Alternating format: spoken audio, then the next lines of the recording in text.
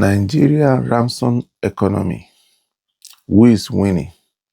Imagine paying school fees and getting a full service kidnapping instead, including transport, tarpaulin, bedding, and if you are unlucky, national headlines.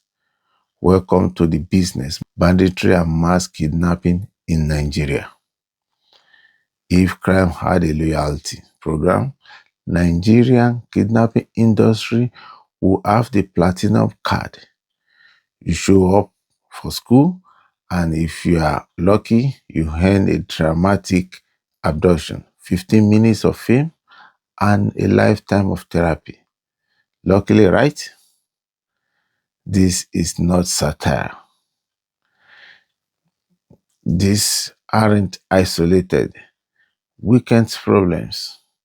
Over the last decade, thousands of Nigerian students, worshippers, travelers have been taken in mass adoption that read like badly written action films.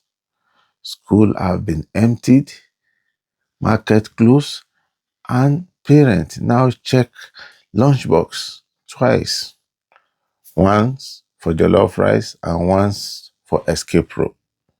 The fact analysis counts hundreds of mass adoptions since 2014. The pattern is concentrated in the Nigerian's northwest and part of the northeast. Banditry, the modern labor grow in the northwest, Zamfara, Katsina, Sokoto, Kaduna, and neighboring states. It wasn't always this industrial. In the 2010s, castle rustling and local feud were the headline acts. But the script flipped when rural criminal gang realized you could do better than rustle cow. You could rustle people. Explanation plus sources. Scholar and United Nations Agency traced the escalation to the 2010, with the Northwest becoming a hotspot as a criminal gang diversified into mass adoption and ransom taking. This is where entrepreneurial spirits meet tragedy. Kidnapping turned from optimistic crime into full-time revenue stream. Call it ransom capitalism. Families, communities, and sometimes local government quietly pay to get people back.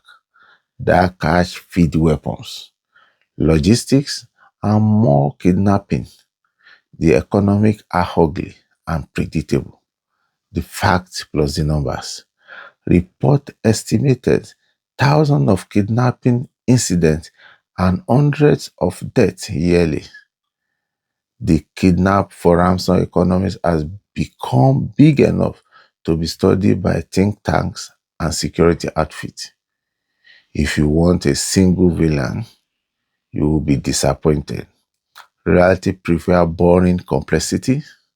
The causes are multiple: poverty, youth unemployment, weak governance, porous borders that allow weapon trafficking, competition over shrinking land, and the spillover from larger terrorist groups in the Northwest. Add corruption and poor policing, and you've made a stew that fit the bandits. Reference to structure analysis. Major reports and academic studies point to that mix. Economic drivers plus weak state presence are the engine behind banditry.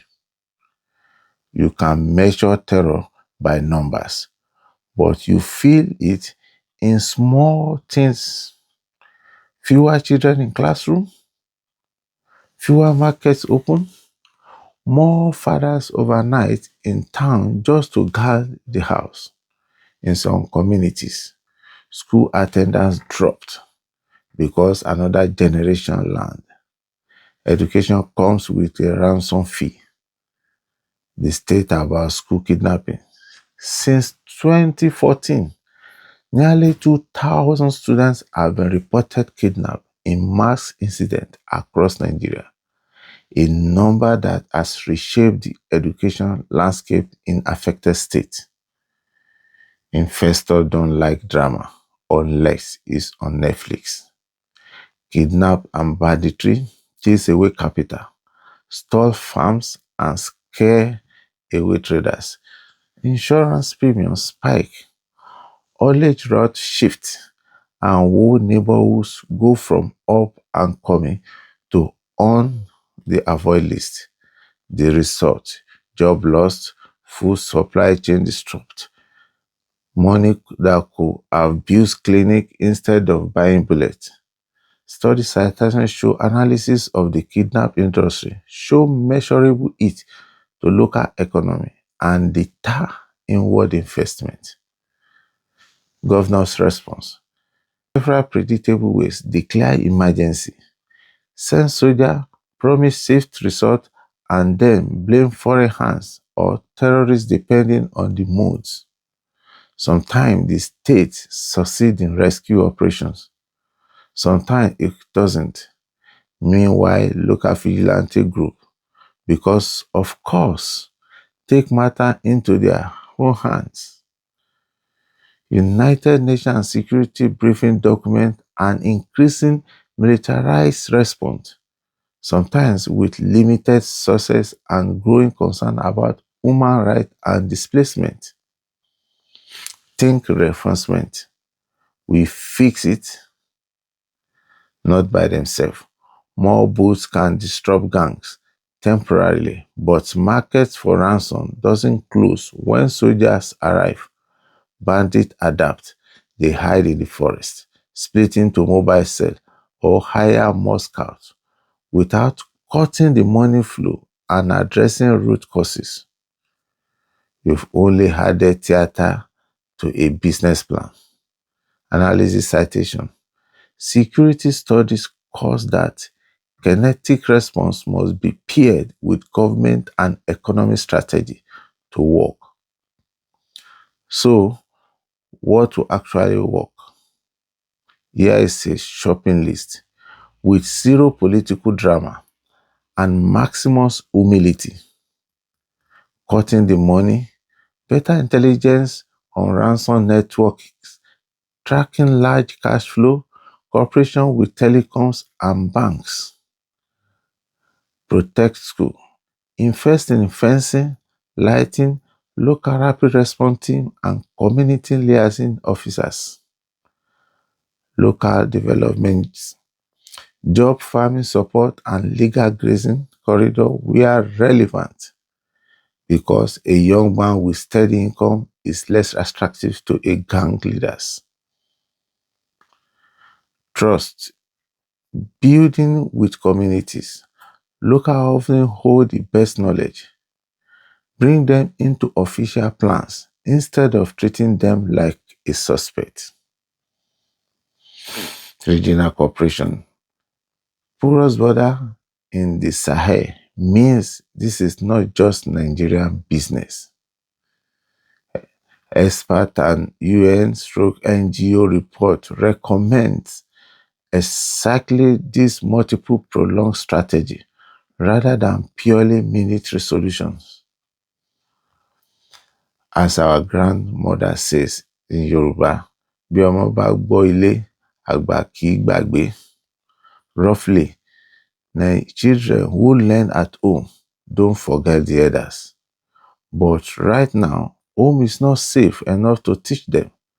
So we patch system, not just art. Banditry turned kidnapping into an industry because the environment let it. If we stop paying the price for it, literally and politically, we cut the market. That's less dramatic, less cinematic, and far more effective than the heading you see. Want to help, demand better governance, support local education and livelihoods, and stop treating ransom as inevitable. Nigeria deserves better than a criminal subscription model. For most of this, subscribe, like, share, and comment. One word, one vibes. Cheers.